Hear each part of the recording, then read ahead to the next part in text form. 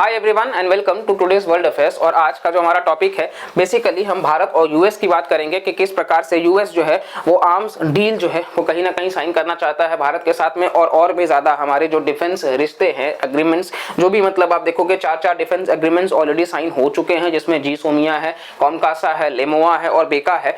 तो कहीं ना कहीं इन सब के बाद भी आप देखोगे इंडिया और यूएस के रिलेशंस आज के टाइम पे मतलब सबसे ज्यादा बेहतर रिलेशंस में से एक है। तो अब कहीं ना कहीं ये डिफेंस डील पर भी बात करेंगे क्या, तो चलिए इस वीडियो की हम शुरुआत करते हैं।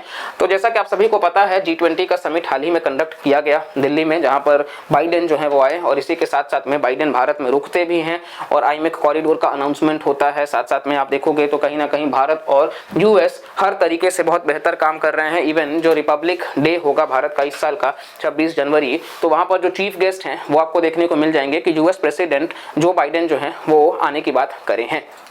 तो इस वजह से आप देखोगे स्पेशल गेस्ट जो है वो उन्हीं को रखा गया है। अब इस कंटेक्स्ट में आप देखोगे तो कहीं ना कहीं ऑलरेडी जो कनाडा और इंडिया का देखने को आपको मिल रहा है कि टेंशन कितना ज़्यादा बढ़ चुका है। और शुरू से ही हमने इस चीज़ को कहीं ना कहीं कवर किया है कि किस प्रकार से रिलेशंस हम पर लगातार होते गए हैं। और अब यूएस जो है वो लगातार भारत का समर्थन भी करता है। ऑल्दो कनाडा और यूएस दोनों ही कंट्रीज आप मिला दोगे तो 5 आईज जो एक ग्रुपिंग है उसके पार्ट हैं, लेकिन स्टिल इवन कनाडा यूएस का पड़ोसी भी है। लेकिन उसके बावजूद यूएस आप देखोगे तो ओवरऑल इनका बहुत ज्यादा जो झुकाव है वो भारत की तरफ रहा है।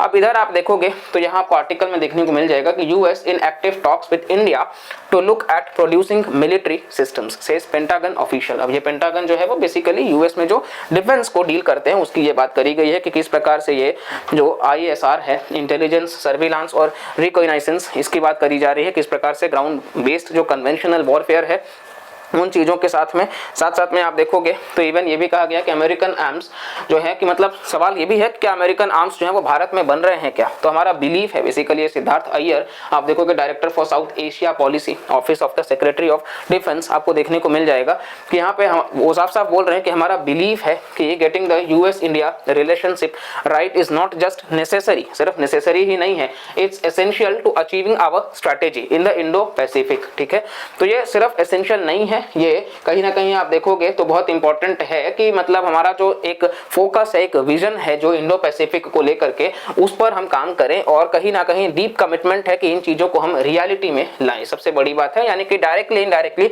इन्होंने चाइना को भी टारगेट किया है। जैसा कि आपको पता है कि रिपब्लिक डे पर ही क्वाड समिट भी रखा गया है। क्वाड मतलब कि भारत, यूएस, ऑस्ट्रेलिया और जापान आपको देखने को मिल जाएंगे। तो ये सारे जो नेशंस हैं बेसिकली ये जो इंडो पैसिफिक का जो रीजन है, स्पेशली जो साउथ चाइना सी वाला रीजन है, जिसको लेकर के चाइना हमेशा से क्लेम करता आया है कि वो उसी का रीजन है, उसी का टेरिटरी है।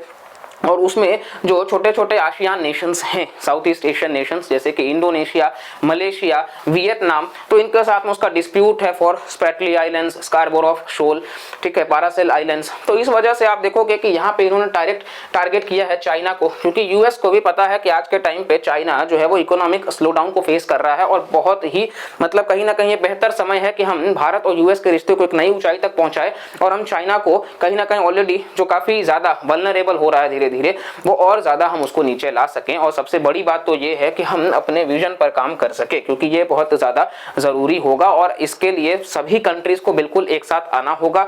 चाइना का बेल्ट एंड रोड इनिशिएटिव देख ही रहे हैं किस तरीके से वो अपने आप में एक धीरे धीरे फेल्ड प्रोजेक्ट होता जा रहा है। वो स्ट्रिंग ऑफ पर्ल्स बनाने की कोशिश की कि भारत को वो घेरेंगे, लेकिन अगेन इंडिया यूएस जो है, स्पेशली हमारा जो अंडमान एंड निकोबार का आइलैंड्स है, वो प्रूव करता है कि कितना स्ट्रेटेजिक एडवांटेज भारत को देता है वो हर मसले पर।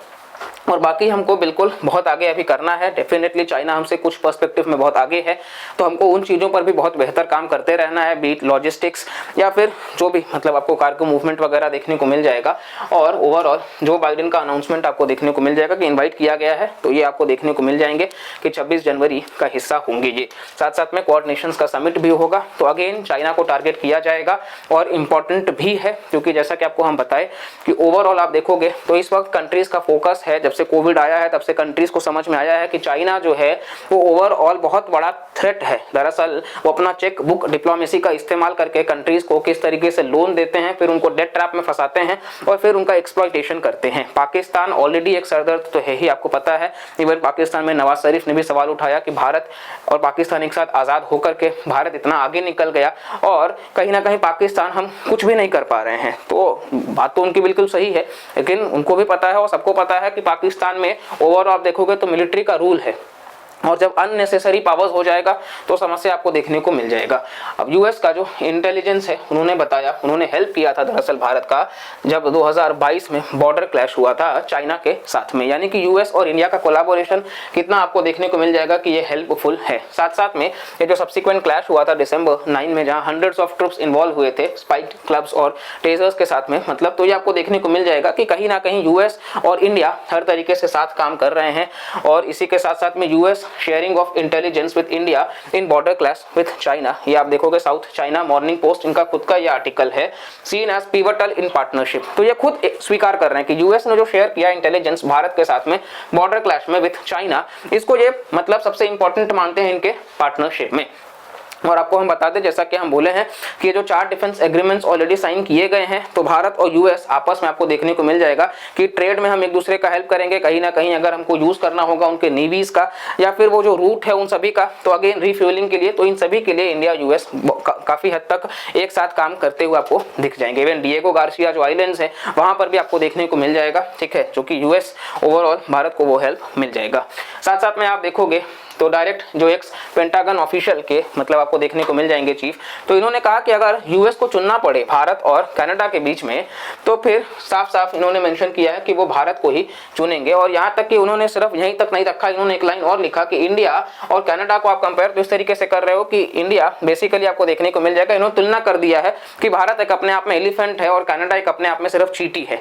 तो इससे साफ समझ में आता है कि कनाडा जो कहीं ना कहीं ग्लोबल मीडिया का कवरेज बटोरना चाहता था, वो तो पूरी तरीके से फेल हो चुका है अपने ऑब्जेक्टिव में। और जस्टिन ट्रूडो जो है वो कहीं ना कहीं ओवरऑल एक फील्ड लीडर बन चुके हैं। इंडिया कनाडा के रिलेशंस डिप्लोमेटिकली बहुत ज्यादा नीचे आ चुके हैं और इसको वापस से सुधरने में अब बहुत टाइम लग जाएगा, क्योंकि माना कि चलो डायस्पोरा बहुत बड़ा है, लेकिन स्टिल आपको देखने को मिल जाएगा कि कनाडा के पास में आज कनाडा इकोनॉमिकली भी बहुत नीचे है, मिलिटरीली आपको पता ही है। तो ओवरऑल आपको देखने को मिल जाएगा कि भारत जो है वो हर पैमाने पर कनाडा से बहुत बेहतर है। हम विश्व की फास्टेस्ट ग्रोइंग इकोनॉमी है वर्ल्ड बैंक के हिसाब से। तो फिर आपको देखने को मिल जाएगा कि जाहिर सी बात है जो भी कंट्रीज होंगे वो भारत के साथ इन रिलेशंस को बेहतर करना चाहेंगे as compared to any other nation. और वैसे भी कनाडा बेबुनियादी बातें कर रहा है, तो जब तक उस बात में कोई ठोस सबूत नहीं होता है आप हवा हवा में बात नहीं कर सकते हो, वो भी आप एक डेवलप्ड नेशन का प्रधानमंत्री होकर के।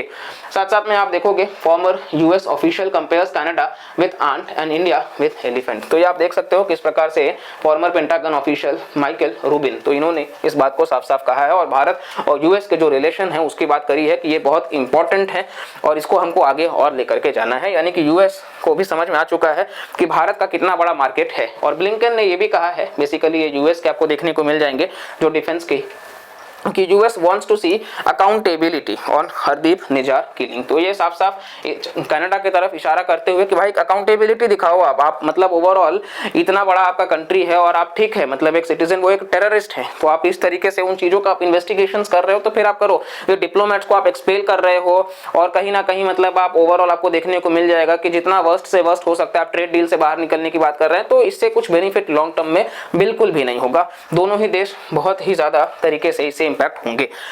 फिर आप देखोगे भारत और यूएस तो युद्ध अभ्यास 2023 ये 19th जो इसका संस्करण है ये जॉइंट मिलिट्री एक्सरसाइज का हो रहा है 22 सितंबर 2023 आप देख सकते हो।